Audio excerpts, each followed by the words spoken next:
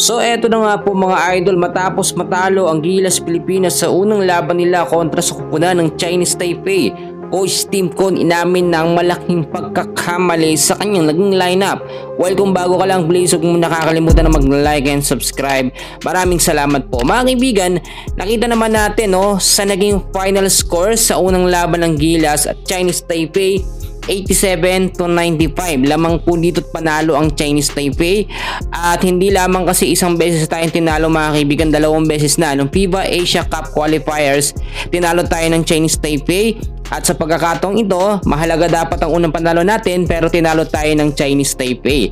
Nakita po ni Coach Tim Con ng kanyang pagkakamali sa lineup at sistema ng Gilas Pilipinas. Nakita rin po natin ang malaking kawalan po ni Kai Sotto at si Renz Abando. Kung titignan nyo mga kaibigan ko, ang ganda naman kasi nung naging laban kahit papaano.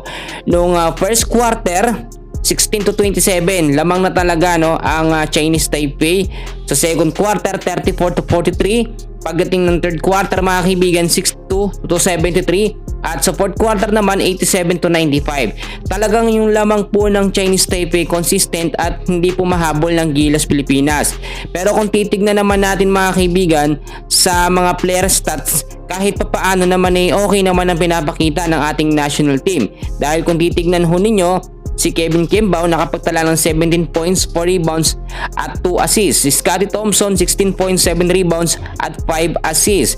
Si Dwight Ramos 16 points, 4 rebounds at 6 assists. Si Justin Brownlee, meron po siyang 19 points, 7 rebounds at 2 assists.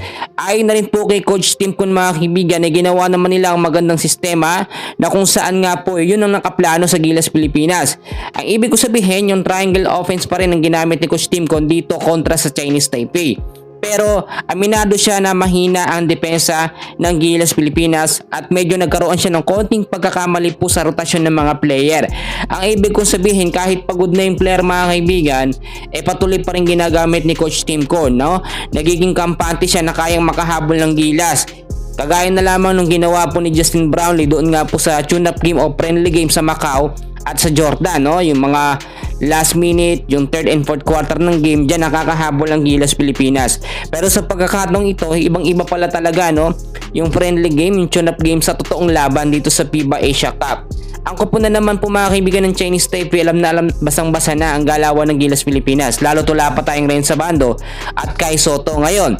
Ay na rin kay Coach Tim Con mga kaibigan, malaking parte talaga na merong Kai at yung depensa na kayang maibigay na rin sa bando, yung pagiging agresibo niya, yun po talaga ang naging kulang sa Gilas Pilipinas. Well, bawi na lang tayo sa susunod na laban ng Gilas kontra sa kupunan ng New Zealand.